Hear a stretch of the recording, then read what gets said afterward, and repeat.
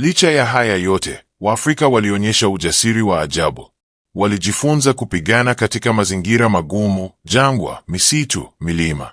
Walijifunza kuishi na vitu vichache. Walijifunza kusaidiana, kwa sababu mara nyingi hawakuwa na mtu mwingine wa kumtegemea. Udugu miongoni mwao ulikuwa silaha yao kubwa zaidi.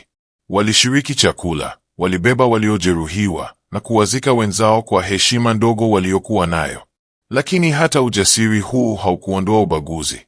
Mishahara ya wanajeshi wa Kiafrika ilikuwa chini sana kuliko ile ya wanajeshi wa Ulaya. Hata walipofanya kazi ile ile, hatari zile zile na mateso yale yale, walilipwa tofauti. Baadhi hawakulipwa hata kidogo, wakiahidiwa fidia baada ya vita, ahadi ambazo mara nyingi hazikutekelezwa. Pia kulikuwa na hofu ya adhabu ya mara kwa mara. Nidhamu ilikuwa kali na mara nyingi haikuwa ya haki. Makosa madogo, kutoelewa maagizo, kuchelewa kwa sababu ya uchovu, yangeweza kuleta viboko, kifungo au hata kifo. Hii haikuwa nidhamu ya kijeshi tu, ilikuwa udhibiti wa kikoloni uliofanywa wakiwa wamevaa sare za vita. Na bado wanajeshi hawa waliendelea. Kwa nini? Kwa sababu wengi hawakuona chaguo jingine. Baadhi walikuwa tayari mbali na nyumbani, bila pesa za kurudi.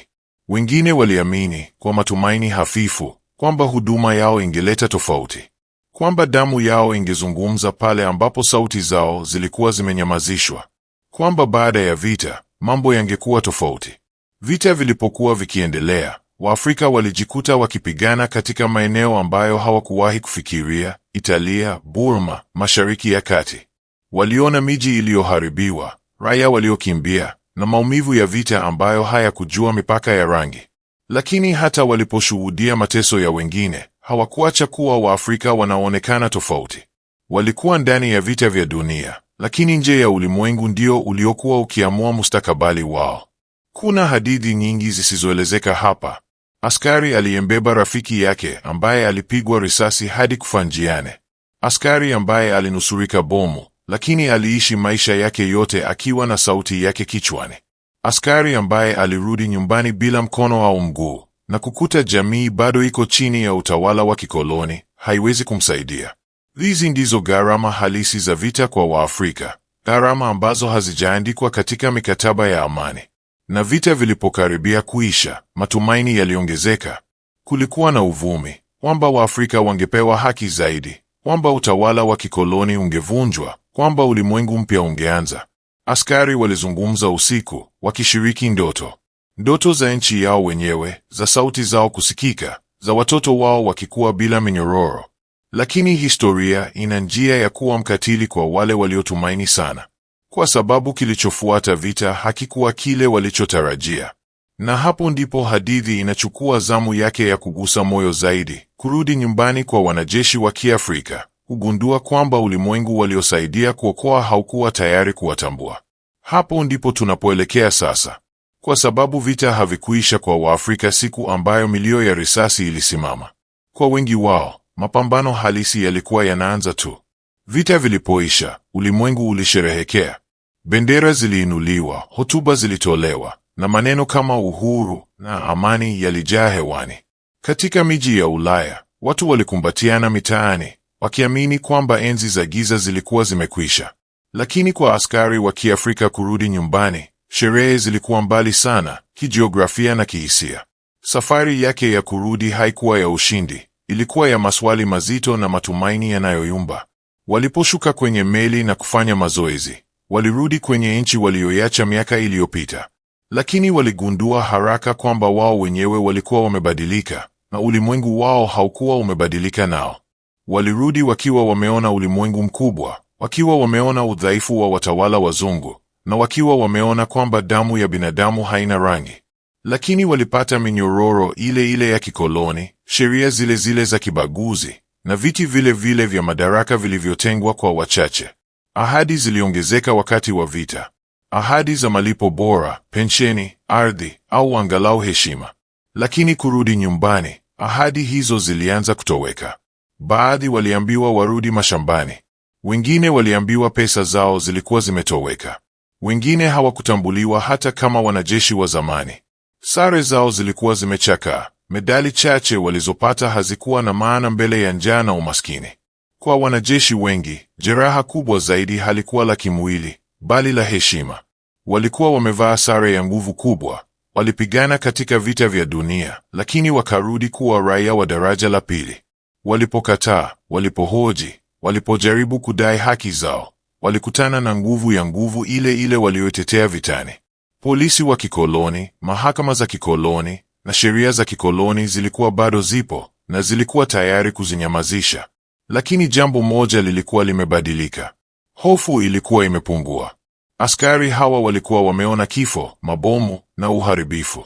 Walikuwa wameona kwamba watawala wao hawakuwa miungu. Hii ilizaa kitu kipya, ujasiri wa kuuliza maswali. Kwa mara ya kwanza kwa idadi kubwa, Waafrika walianza kuuliza, ikiwa tunaweza kupigana vita vya dunia, kwa nini hatuwezi kutawala ardhi yetu wenyewe? Katika miji na vijiji, askari wa zamani wakawa vyanzo vya mawazo mapya. Walielezea walichokiona: malipo sawa kwa askari weupe na weusi, uchaguzi, uhuru wa kujieleza. Hadithi hizi zilienea haraka. Kwa wakoloni, hii ilikuwa hatari. Kwa Waafrika wengine, ilikuwa mwanga. Ilikuwa mwanzo wa mwamko wa kisiasa ambao haungeweza kubadilishwa. Lakini mwamko huu haukuja bila gharama. Maandamano ya wanajeshi wa zamani yalipigwa marufuku. Migomo ilikandamizwa. Viongozi wanaochipuka walifungwa au kufukuzwa.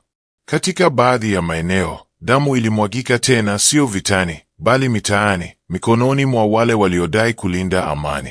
Hii ilikuwa aina tofauti ya vita, bila sare rasmi, lakini kwa maumivu makubwa. Familia pia zilibeba mzigo mkubwa. Wanaume waliorudi walikuwa tofauti, wamechoka, wamejeruhiwa, wakiwa na kumbukumbu nzito. Wanawake walilazimika kukabiliana na mabadiliko haya, huku pia wakikabiliana na umaskini ulioachwa na miaka ya vita. Watoto walikuwa wakisikia hadithi za mbali za vita, lakini wakiwaona nyumbani bila heshima kwa wale waliopigana. Hii ilisababisha hasira ya kimya kimya, kizazi kilichoanza kuhoji kila kitu. Kwa wakoloni, mchango wa Afrika ulikuwa kitu ambacho kingesahaulika hivi karibuni. Ulaya ilihitaji kujijenga upya, na hilo lilifanyika bila Afrika mezani. Mikataba iliandikwa bila sauti za Waafrika. Ramani zilibaki vile vile. Lakini chini ya uso, kitu kilikuwa kinaanza kusonga. Misingi ya utawala wa kikoloni ilikuwa imepasuka, sio kwa sababu ya maneno, bali kwa sababu ya uzoefu wa vita. Kwa mara ya kwanza, Waafrika wengi walikuwa wameona kwamba dunia inaweza kubadilika ghafla. Mifumo hiyo mikubwa inaweza kuanguka. Nguvu hiyo haikuwa ya milele. Hii ilifanya ukoloni uonekane dhaifu kuliko wakati mwingine wowote. Vita vya pili vya dunia, bila kujua, vilikuwa shule ya mapinduzi. Na wanajeshi wa Kiafrika walikuwa wahitimu wake wa kwanza.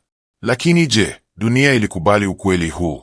Je, ilikubali kwamba Afrika haikusaidia tu vita, bali pia ilistahili mustakabali mpya?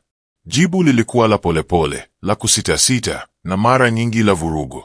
Lakini mbegu ilikuwa tayari imepandwa. Mbegu ya uhuru, iliyolishwa na damu, jasho na usaliti. Hii ndiyo sehemu ambayo simulizi la Afrika iliyokoa dunia linapata uzito wake halisi.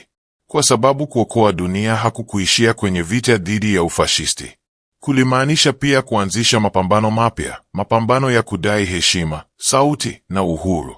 Na katika sehemu inayofuata, tutaangalia jinsi mchango wa Afrika ulivyokuwa msingi wa ushindi wa kijeshi wenyewe, nguvu ya rasilimali, ardhi, na watu ambayo bila hiyo, vita visingeshindwa. Wakati ramani za vita zilipokuwa zikitazamwa katika vyumba vya mkutano London, Berlin na Washington, Afrika mara nyingi ilionekana kama nafasi tupu, eneo la kupitisha majeshi, kituo cha muda au chanzo cha rasilimali.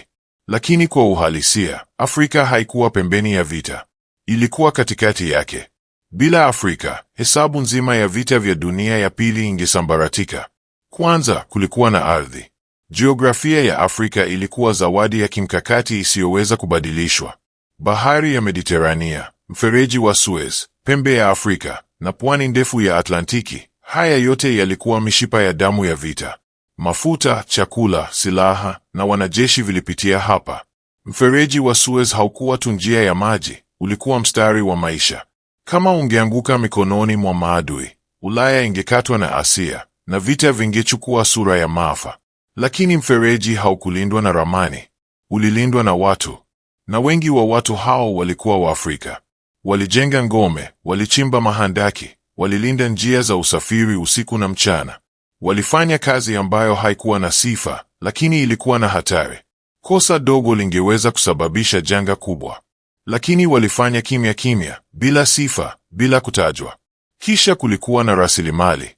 Vita vya kisasa havipigwi kwa ujasiri pekee, vinapigwi kwa viwanda.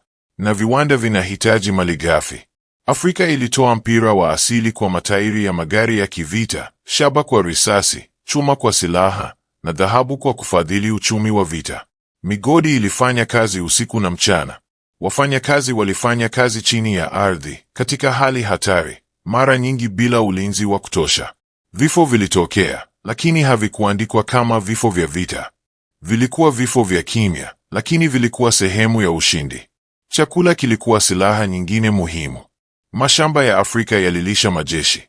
Nafaka, nyama na mazao mengine yalitumwa mbali na familia zilizokuwa zikilima. Wakati njaa ilipoanza kuonekana katika baadhi ya maeneo, haikuwa ajali. Ilikuwa matokeo ya maamuzi ya vita. Chakula kilielekezwa vitani, si nyumbani. Lakini mchango huu haukuonekana kwenye filamu za vita au vitabu vya historia. Ulionekana tu kwenye sahani za askari waliokuwa mbali. Afrika pia ilikuwa uwanja wa majaribio. Mbinu za kijeshi zilijaribiwa katika jangwa la Afrika Kaskazini. Vikosi vilijifunza kupigana katika mazingira magumu kabla ya kupelekwa Ulaya. Vita dhidi ya majeshi ya Italia na Ujerumani barani Afrika vilikuwa shule ya vita. Ushindi na kushindwa hapa vilitoa mafunzo muhimu ambayo yalitumiwa baadaye katika uvamizi wa Ulaya. Kwa maneno mengine, ushindi mkubwa ulianza Afrika. Lakini tena, ni nani aliyebeba mzigo wa majaribio haya? Ni nani aliyekufa wakati mikakati iliposhindwa? Mara nyingi, ilikuwa askari Mwafrika. Alikuwa sehemu ya jaribio, si sehemu ya kumbukumbu. Alikuwa namba, si jina. Lakini bila namba hizo, bila miili hiyo, mikakati isingeboreka na ushindi usingekuja. Afrika pia ilitoa kitu ambacho hakikuandikwa kwenye orodha ya vifaa: muda. Kupigana Afrika kulichelewesha maadui, kuliwaweka mbali na malengo mengine na kulazimisha kugawanya nguvu. Wakati vita vikipiganwa jangwani, kulikuwa na nafasi ya kupanga upya Ulaya. Huu ulikuwa mchango usioonekana, lakini wenye thamani kubwa. Afrika ilinunua muda kwa damu yake. Ni muhimu kuelewa hili. Afrika haikutoa msaada mdogo. Ilitoa kile ambacho hakikuweza kubadilishwa na kitu kingine. Hakukuwa na bara jingine lililoweza kuchukua nafasi yake kwa wakati ule. Na bado, baada ya vita, mchango huu uliwekwa pembeni kana kwamba ulikuwa wa kawaida. Kwa nini? Kwa sababu kukubali ukweli huu kungebadilisha simulizi nzima. Kungebadilisha swali kutoka nani alishinda vita hadi ni nani aligharamia ushindi huo. Na jibu hilo lingeonyesha wazi kwamba Afrika haikuwa mpokeaji wa historia, bali mtengenezaji wake. Lakini historia ilichagua njia rahisi. Ilimpa Afrika nafasi ya chini ya ukurasa. Ilizungumza kuhusu majenerali, mikakati na mikutano, lakini ikasahau migodi, mashamba, bandari na mili ya Waafrika. Ilisahau kwamba bila mgongo, mwili hauwezi kusimama. Na Afrika ilikuwa mgongo huo. Sasa tunapokaribia mwisho wa simulizi hii, swali linakuwa zito zaidi. Kama Afrika ilikuwa muhimu kiasi hiki, kama ilitoa ardhi, rasilimali, watu na muda, basi kwa nini haikupata kile ilichostahili? Kwa nini dunia iliruhusu bara lililosaidia kuokoa mfumo wa dunia liendelee kuishi chini ya ukosefu wa haki? Jibu halipo kwenye vita tu. Lipo katika namna tunavyochagua kukumbuka. Na katika sehemu ya mwisho, tutakutana na swali hilo uso kwa uso, kwa sauti ya kihisia, kwa kumbukumbu za wale waliobaki, na kwa ukweli ambao hauwezi tena kunyamazishwa. Miaka ilipita. Sare zilichakaa. Majina yakafutika kwenye orodha. Lakini kumbukumbu zilibaki, ndani ya miili iliyochoka, ndani ya macho yaliyokuwa yameona mengi kuliko maneno yanavyoweza kueleza. Katika vijiji vingi vya Afrika, kulikuwa na wazee waliokaa kimya jioni, wakitazama mbali, wakibeba vita ambavyo hakuna aliyekuwa tayari kuvisikiliza. Wengi wao walikufa kabla ya kuulizwa chochote. Walikufa bila kupewa nafasi ya kusimulia walichopitia. Bila kupewa nafasi ya kuuliza kwa sauti kubwa, tulipigania nani? Dunia iliendelea mbele. Ilijenga upya miji yake, ilisherehekea ushindi wake, ilitengeneza filamu na sanamu. Lakini haikusimama kusikiliza sauti za Afrika. Katika vitabu vingi vya historia, Afrika inaonekana kama usuli tu, ramani tupu, neno la chini ya ukurasa. Lakini nyuma ya ukimya huo, kuna ukweli usiopingika. Dunia ilisimama kwa sababu Afrika haikuanguka. Ushindi dhidi ya ufashisti haukuwa kazi ya akili pekee, ulikuwa kazi ya miili. Na miili mingi ilikuwa ya Waafrika. Je, Afrika iliokoa dunia? Kama kuokoa kuna maanisha kutoa kile ulicho nacho, ardhi, rasilimali, watu na maisha, bila kuulizwa, basi jibu ni ndio. Kama kuokoa kuna maanisha kubeba mzigo mkubwa bila ahadi ya malipo, basi jibu ni ndio. Lakini kama kuokoa kuna maanisha kutambuliwa, kusherehekewa na kuheshimiwa, basi jibu ni la uchungu zaidi. Kwa sababu Afrika haikupokea shukrani inayolingana na mchango wake. Haikupokea haki. Ilipokea ukimya. Na ukimya huo uliunda historia isiyo kamili, historia inayowaacha wengi nje na kuwafanya wachache waonekane kama waokozi pekee. Lakini historia si jiwe. Inaweza kurekebishwa. Inaweza kusimuliwa upya. Na kila simulizi jipya ni hatua ndogo ya kurejesha kile kilichopotea. Kila jina linalokumbukwa ni ushindi mdogo dhidi ya kusahaulika. Kila hadithi ya askari Mwafrika inayosimuliwa ni pengo linalofungwa katika simulizi ya dunia. Kwa kizazi kipya cha Waafrika, ukweli huu una uzito mkubwa. Unasema kwamba historia yao haikuanza baada ya uhuru. Ilianza zamani, katika vita vya dunia, katika migodi, katika mashamba na katika mistari ya mbele. Unasema kwamba wao si watazamaji wa historia ya dunia, wao ni sehemu yake ya msingi. Na kwa dunia nzima, swali linabaki, je, tuko tayari kukubali ukweli kamili? Je, tuko tayari kusema kwamba ushindi wa vita vya dunia ya pili ulikuwa ushindi wa pamoja, na kwamba bila Afrika, ushindi huo usingekuwa kamili? Kumbukumbu si zawadi, ni haki. Na haki huanza kwa kusema ukweli, hata kama unachelewa. Wazee wengi waliobeba vita hivi hawapo tena. Lakini hadithi zao bado zinaishi, katika ardhi walioacha, katika familia walizojenga, na katika maswali ambayo bado hayajajibiwa.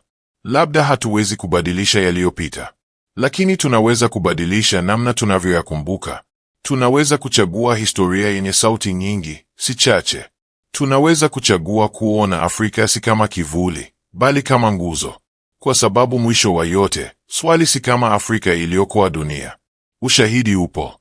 Swali ni kama dunia iko tayari kukiri hilo. Na hadi jibu hilo litolewe kwa uwazi, hadithi hii itaendelea kusimuliwa. Kimya kimya, kwa sauti nzito, kwa ajili ya wale waliopigana bila kutambuliwa, na kwa ajili ya dunia iliyosimama juu ya mabega yao.